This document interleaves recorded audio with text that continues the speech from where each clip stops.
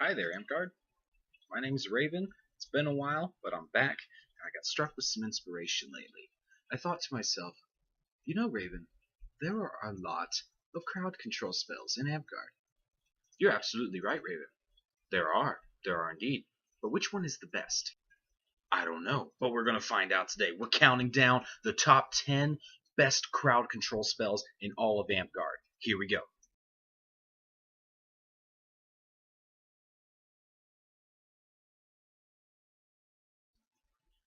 Alright guys, well before we start this list, just a short little disclaimer. This is just my opinion. It's not necessarily the end-all be-all as far as power rankings go in CC. I also intentionally left off spell balls because that's their own list, and I left off kill spells because that's their own list. So this is just going to be verbal crowd control, and it's my top 10. It's my opinion. Please don't hate me. Number 10.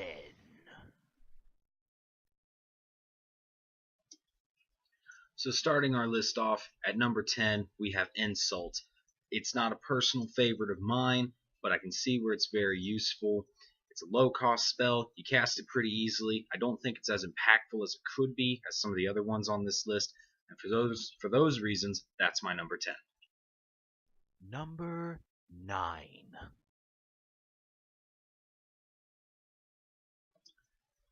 At number 9, we have Astral Intervention. I picked it at number 9 because it's a low-cost spell for healers and wizards. It hits almost everything except for, of course, your barbars and your paladins. Pretty easy to cast, and it's just really good CC. Number 8.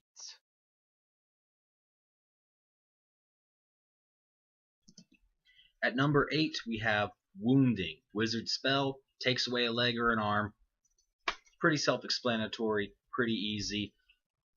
Good spell. Number 7. Coming in at number 7, we've got Shove. It's very low cost. It hits almost everything. Buys you some time to cast something else, or just to run away, or to make other people run away. It's a good spell. Numero 6. At number 6, we have one of my personal favorites, Lost. Very, very good. Hits a lot of things. You're missing out on the paladins and the barbars, but everybody else, go back to base. I'm not dealing with you. That's my number 6. Ye old number 5. Coming in at number 5, we've got Break Concentration / Suppress Aura. I put these two together because they're basically the same thing, except one's a little bit longer and a little bit harder to cast. They're pretty low cost, good for pushing in on the wizard that's giving you a lot of trouble, or a healer that's trying to resurrect. It's just really good, and it deserves that number 5 spot.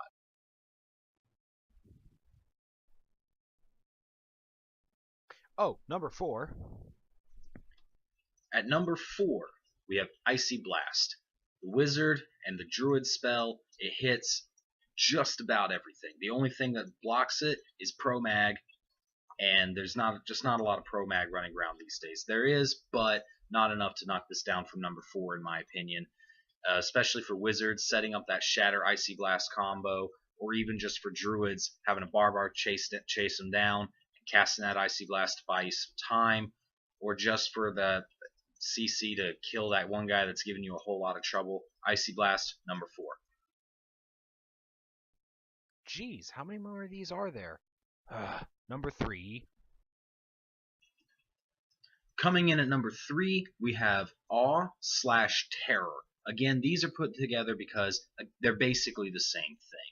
Just once per refresh, once per life. If I had to separate them, Awe would come out slightly on top, but I put them together because, again, they're the same thing, essentially. Bard spells. If a bard goes out on the field and he doesn't have either one of these things, he's not playing the class right, in my opinion. They're fantastic. They hit a lot of things. Between the two of them, you hit just about everything, except paladins. Meh. But, again, Awe / Terror is my number 3 pick. Whew, okay, guys, we're almost done. Number 2. My number 2 pick is going to be a little weird. People are going to think it shouldn't rank this high, but it's my list, so there you go. My number 2 slot is going to go to Hold Person. It's low cost. It hits almost everybody except your paladins and your barbars. That seems to be a running theme. But what are you going to do? It's just really good.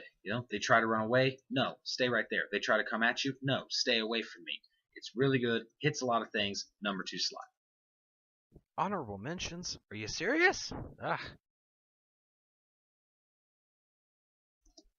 So before we reveal the number 1 pick, here's a couple of honorable mentions. The first one here is going to be Dimensional Rift. The only reason that it's there is because it only works if the target is insubstantial. If you don't have a lot of insubstantial in your field, it's not going to be worth the pickup. The next one is going to be Banish for a similar reason.